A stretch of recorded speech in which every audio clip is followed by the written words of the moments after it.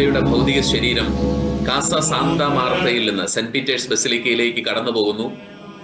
Piazza Santa Martha എന്നറിയപ്പെടുന്ന Santa മാർത്തയുടെ ചത്വരത്തിലൂടെ, അതിനുശേഷം piazza ദൈ പ്രോട്ടോ മാർത്യരി റൊമാനി, റോമിലെ ആദ്യ രക്തസാക്ഷികളുടെ ചത്വരം എന്നറിയപ്പെടുന്ന ചത്വരത്തിലൂടെയാണ് സെന്റ് പീറ്റേഴ്സ് ബസിലിക്കയിലേക്ക് കടന്നു പോകുന്നത്. ഈ ഒരു പിയാസ ദൈ പ്രോട്ടോ മാർത്യരി റൊമാനി എന്ന് പറയുന്ന ആദ്യ രക്തസാക്ഷികളുടെ ചത്വരത്തിന് വലിയ ഒരു ചരിത്രം പറയാൻ കൂടിയുണ്ട്. ഇപ്പോൾ ഈ ഭൗതിക ശരീരം കടന്നു പോകുന്ന ഈ ചരിത്രത്തിന് ചരിത്ര പ്രസിദ്ധമായ circus of Caligula and Nero, നീറോയുടെയും കലിഗുളയുടെയും സർക്കസ് അഥവാ അവരുടെ ഗ്രൗണ്ട് എന്നറിയപ്പെടുന്ന സ്ഥലത്തൂടെ ആണ് അവരുടെ വിനോദങ്ങൾ, രഥയോട്ടങ്ങളും അതുപോലെ ഗ്ലാഡിയേറ്റർമാരുടെ യുദ്ധങ്ങളും വിനോദങ്ങളും നടന്ന സ്ഥലത്തുകൂടെയാണ് ഇപ്പോൾ ഈ ഒരു വത്തിക്കാനിലേക്ക് ഈ ഒരു ഭൗതിക ശരീരം ബസിലിക്കയിലേക്ക് കയറുന്നത്.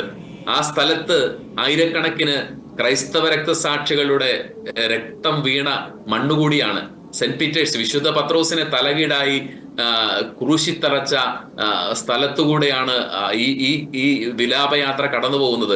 എന്ന് പറഞ്ഞാൽ ഓർമ്മകൾ ഉറങ്ങുന്ന ആദിമ രക്തസാക്ഷികളുടെ രക്തത്തിന്റെ ഗന്ധമുള്ള, അവരുടെ ചോരയുടെ ഗന്ധമുള്ള വിശ്വാസ പ്രഖ്യാപനത്തിന്റെ ശബ്ദങ്ങൾ മുഖരിതമായി നിൽക്കുന്ന, അവസാന ശ്വാസം വരെ നസറായനായ യേശുവിനെ ഉയർത്തിപ്പിടിച്ച അവരുടെ ദീപ്ത വിശ്വാസ മാതൃകളുടെ ജ്വലിക്കുന്ന ഓർമ്മകൾ തളം കെട്ടി നിൽക്കുന്ന മണ്ണിലൂടെയാണ് ഈ ഒരു പ്രൊസഷൻ ഇപ്പോൾ നടന്നു പോകുന്നെന്നുള്ളത് വളരെ സവിശേഷമായ ഒരു കാര്യമാണ്.